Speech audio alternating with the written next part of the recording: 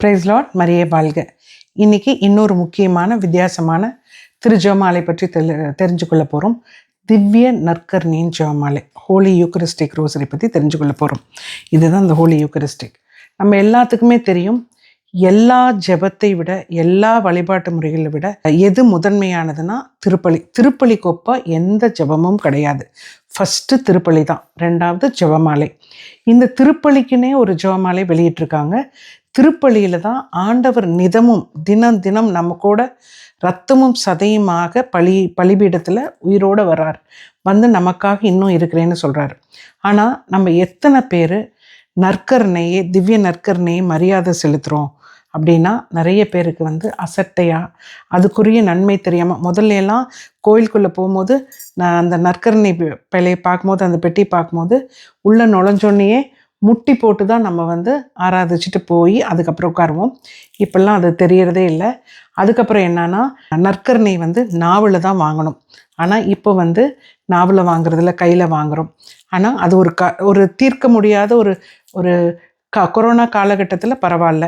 But இப்போது எப்போவுமே நாவில் தான் ஆண்டவரை வாங்கணும். அதை குறிக்கிறதுக்கும் இன்னொன்று என்னென்னா, எப்போவுமே நற்கருணை நாதரை தாழ்ந்து பணிந்து ஆராதித்து வணங்கி வாங்க வேண்டும். அதாவது அவருக்குரிய மரியாதையை கண்டிப்பாக கொடுக்க வேண்டும். உயிரோட அப்பமும் ரசமும் இரத்தமும் சதையுமாக மாறுகின்றது இந்த நற்கரின் வழியாக. ஸோ அதை வலியுறுத்துறதுக்காக பார்த்தீங்கன்னா, ரெட் கலர்லாம் ஆண்டோடைய ரசம், அதாவது வெள்ளை அவருடைய சதையை குறிக்கிறது, அப்பத்தை குறிக்கிறது. அதற்கான ஜெபமாலை.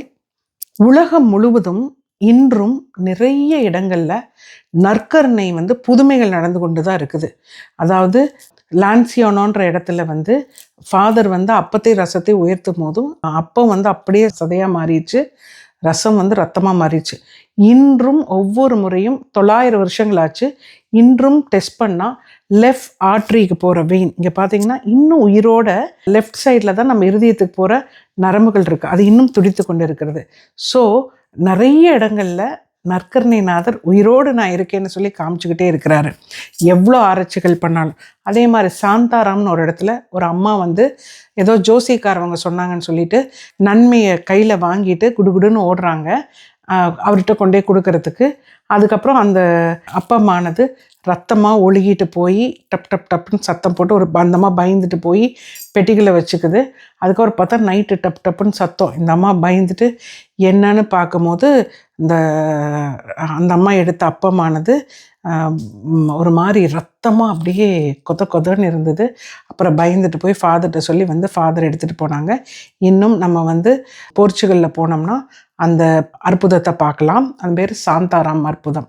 இந்த மாதிரி நிறைய இடங்களில் அற்புதங்கள் நடந்து கொண்டே இருக்கிறது. அதனால் நாம் நற்கருணை நாதரை, உயிரோடு இருக்கும் நம் நாதரை வணங்கி தொழுது பக்தியோடு ஆராதித்து வணங்குவோம். அவருக்கு எந்த அவசங்கியும் செய்யவே கூடாது.